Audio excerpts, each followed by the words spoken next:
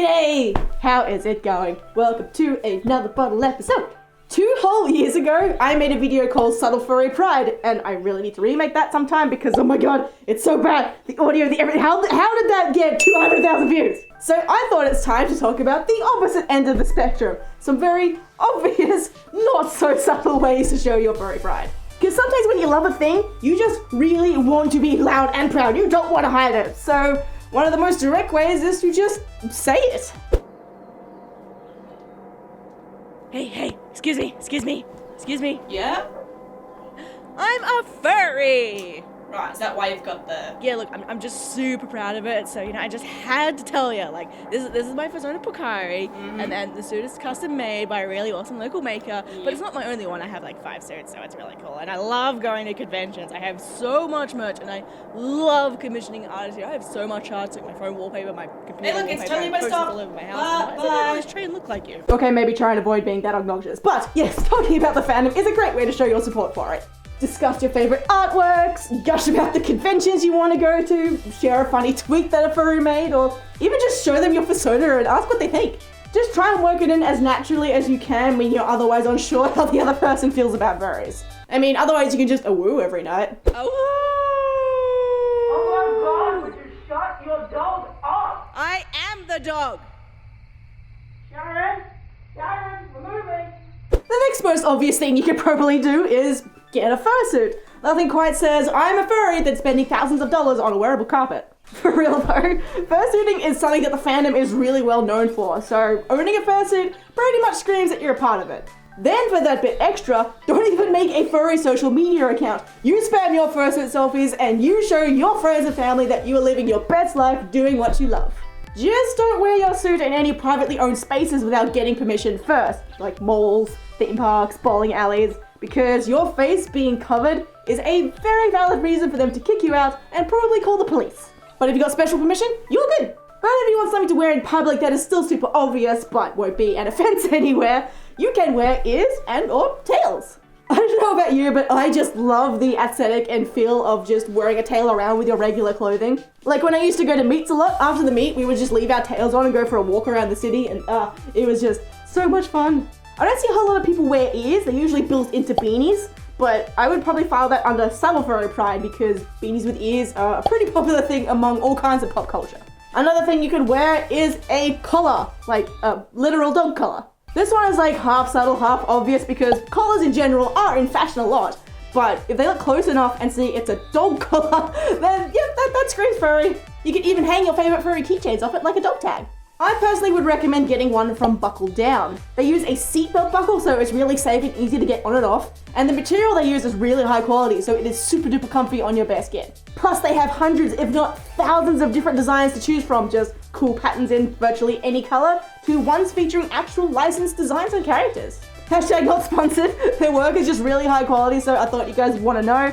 I own a couple of their belts too, and it is all awesome stuff. Now, in the other video, I mentioned that enamel pins are a good subtle way to show furry pride. But if you want to be loud, you get an eater bag and you stuff that thing full of furry pins. Persona Pins Patreon makes this a very easy feat to achieve. You can also do it on satchels, backpacks, jackets, hats, but I'll always prefer eater bags because then if they fall off, you don't lose them. Now don't worry, I plan to do an entire video on eater bags, but I'll give you a brief explanation for now if you've never heard of them before.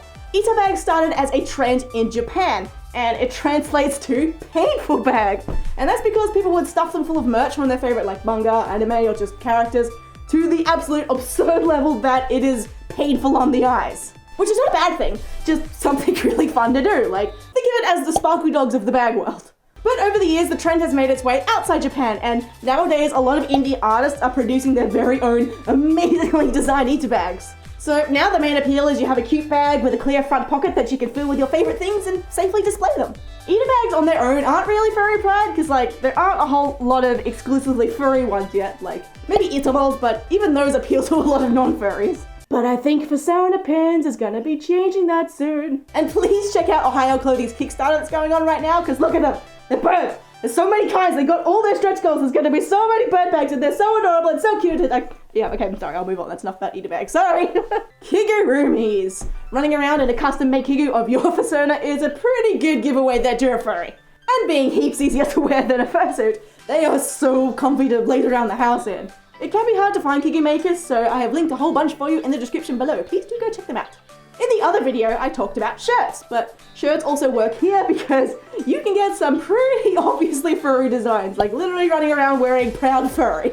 On a side note, please only buy this design from 8-Bit Paws Redbubble. It gets stolen and re-uploaded to other websites a lot, and far too many other people are making money off it, so please go and support the actual original artist. Similar to pins, you also have stickers. One sticker is subtle, but you can completely sticker bump something and make it very much not subtle. You remember how my laptop looked in the other video? Like, I don't know if you've noticed it before, but I have a more for less sticker on my trusty laptop here. Well, this is how it looks now.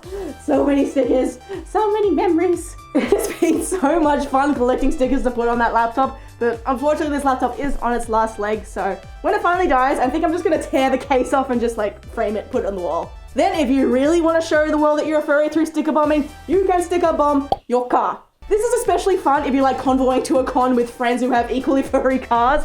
The amount of reactions you can get is just absolutely priceless. It is also a pretty big tell that you're a furry when you prefer your furry name over your actual name. Far too often, like I'll go to buy a present for a furry friend overseas and I get to the custom forms where it's like first name and last name and I'm like, and then the next bit is like phone number. I have the Telegram handle. Seriously though, do be careful with that. I have heard stories about mail being returned because the recipient had a very fake sounding furry name. If you play a lot of games online, your gamer tag can be a place to give away your love for the furry fandom.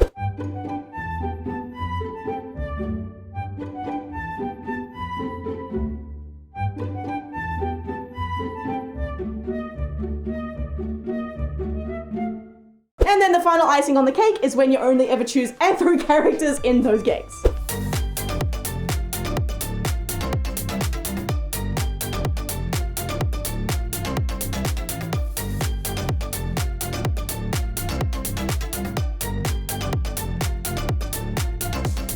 Alright, I think that just about does it for some really obvious ways to show your furry pride. If you can think of another way that I didn't mention, please let me know in the comments. I would love to hear it. A patron shout out to Dr. Reynard. Thank you so much, Doctor, for your immense support for this channel and helping to bring this video to these guys.